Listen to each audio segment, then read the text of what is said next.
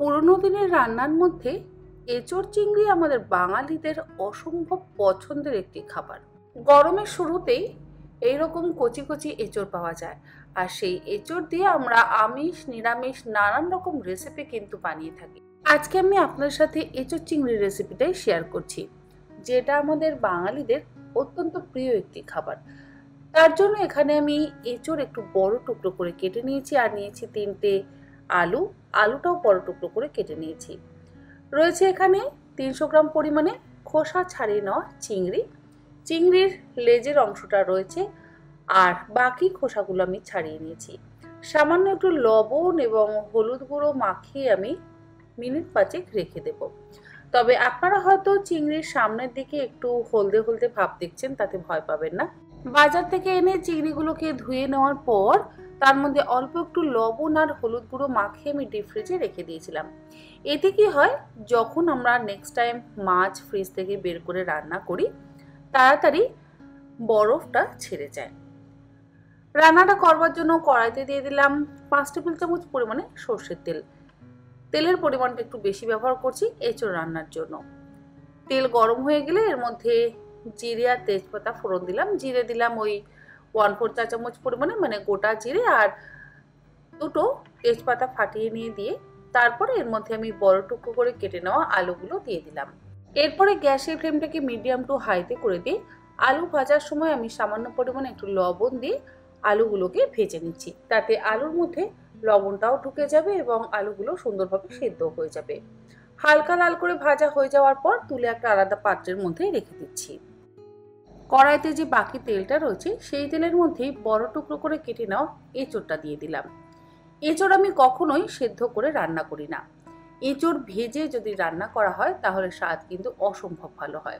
এঁচোড়ের টুকরোগুলো ভাজবার সময় অল্প একটু লবণ এবং অল্প একটু হলুদ গুঁড়ো দিয়ে গ্যাসের ফ্লেমটাকে মিডিয়াম টু হাইতে করে দিয়ে মিনিট 6-7 সময় ধরে এঁচোড়ের টুকরোগুলোকে বেশ লাল লাল করে ভেজে নিচ্ছি। আর এইভাবে ভাজলেই এঁচোড় কিন্তু সুন্দরভাবে সেদ্ধ হয়ে যায়। এঁচোড় রান্নার ক্ষেত্রে অনেককেই দেখেছি এঁচোড়ের টুকরোগুলো কাটার পর কড়াই বা প্রেসার কুকারে জল দিয়ে তার মধ্যে অল্প একটু লবণ এবং হলুদ গুঁড়ো দিয়ে এঁচোড়ের টুকরোগুলোকে সেদ্ধ করে নেয়। ওইভাবে সেদ্ধ না করে এঁচোড়ের টুকরোগুলোকে ভালো করে ভেজে নিয়ে যদি রান্না করা হয় তাহলে খেতে কিন্তু অসম্ভব ভালো হয়। এঁচোড় যদি কড়াই বা প্রেসার কুকারে লবণ এবং হলুদ দিয়ে সেদ্ধ করেন না, দেখবেন কুকার বা কড়াইয়ের গায়ে এঁচোড়ের যে আঠা, সেই আঠাটা কিন্তু একটু লেগে যায়।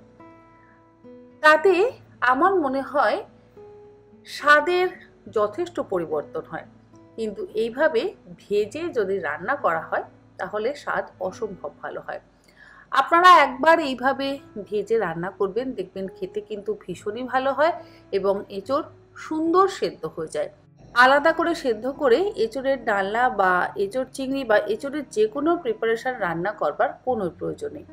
এঁচোড়ের টুকরোগুলো ভালো করে ভাজা হয়ে যাওয়ার পর ভাজা আলুর টুকরোগুলোকে দিয়ে আবারও একবার নাড়াচাড়া করে নিয়ে তার মধ্যে দিয়ে দিলাম 1/2 চা চামচ পরিমাণে হলুদ গুঁড়ো, 1.5 চা চামচ পরিমাণে কাশ্মীরি লঙ্কার গুঁড়ো, আর দিচ্ছি 1.5 চা চামচ পরিমাণে জিরে গুঁড়ো। কোনো রকম পেঁয়াজ, রসুন, আদা বাটা কোনো কিছু কিন্তু ব্যবহার করব না।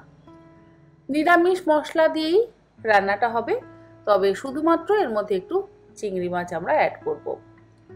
চিংড়ি যদি দেওয়া হয় তাহলে আর কোনো এক্সট্রা মশলা দেওয়ার প্রয়োজন পড়ে না, কারণ চিংড়ির একটা আলাদা স্বাদ আছে। সেই স্বাদেই রান্নার স্বাদ কিন্তু দ্বিগুণ মাত্রায় বেড়ে যায়। গুঁড়ো মশলাগুলো দিয়ে খুব ভালো করে কষিয়ে নিলাম। তারপরে এর মধ্যে দিয়ে দিলাম ফেটিয়ে নেওয়া টক দই 1/2 কাপ পরিমাণে। টক দইয়ের বদলে আপনারা চাইলে টমেটোরও ব্যবহার করতে পারেন, তবে আমার টক দইটা এঁচোড়ের ডালনাতে বা এঁচোড় চিংড়িতে যেহেতু বেশি ভালো লাগে সেই জন্য আমি একটু টক দই ব্যবহার করলাম। আর টক দইটা দেওয়ার পর এর মধ্যে অল্প একটু জল দিয়ে আবারও লো টু মিডিয়াম ফ্লেমে মশলাটাকে খুব ভালো করে কষিয়ে নিয়ে তারপরে এর মধ্যে লবণ আর হলুদ গুঁড়ো মাখিয়ে রাখা চিংড়িগুলো দিয়ে দিচ্ছি। চিংড়িও কিন্তু আমি আলাদা করে ভাজি না। চিংড়ি যদি বেশি ভাজা হয় তাহলে চিংড়ি শক্ত হয়ে যায়। তাই এঁচোড় আর আলুর সাথে লবণ এবং হলুদ গুঁড়ো মাখিয়ে রাখা চিংড়িগুলো দিয়ে খুব ভালো করে কষিয়ে নেব, গ্যাসের ফ্লেমটাকে মিডিয়াম টু হাইতে রেখে।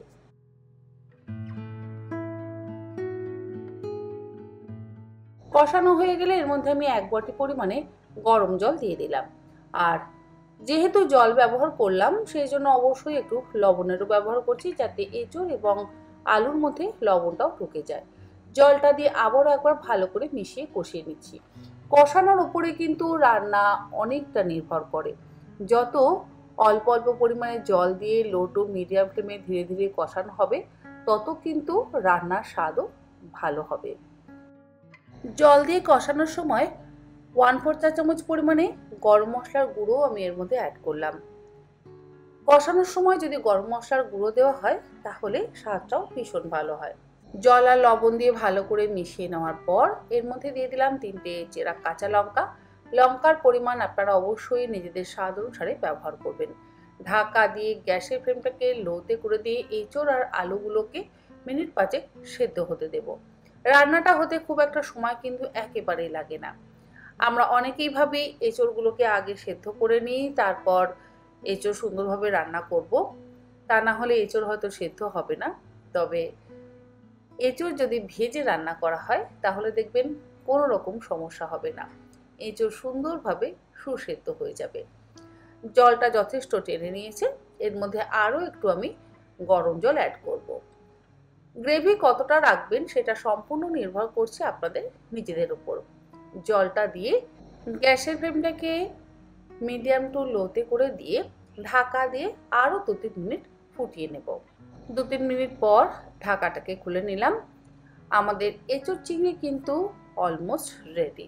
সবশেষে দিয়ে দিচ্ছি 1 চা চামচ পরিমাণে ঘি, সামান্য পরিমাণে একটু চিনি। চিনিটা আমি এখানে 1 চা চামচই ব্যবহার করেছি। পরিমাণ অনুযায়ী আপনারা লবণ এবং চিনিটা কিন্তু ব্যবহার করবেন। এই যে আমি 1 চা চামচ চিনি দিলাম তাতে কিন্তু মিষ্টি হবে না, স্বাদটা ব্যালেন্স হবে যেহেতু আমরা টক দই ব্যবহার করেছি। আর দিলাম 1/4 চা চামচ পরিমাণে শাহি গরম মশলার গুঁড়ো। সমস্ত কিছু দিয়ে ভালো করে মিশিয়ে নিলেই তৈরি হয়ে গেল দুর্দান্ত স্বাদের এঁচোড় চিংড়ি। গরম ভাতের সাথে এইভাবে এঁচোড় চিংড়ি বানিয়ে সার্ভ করুন।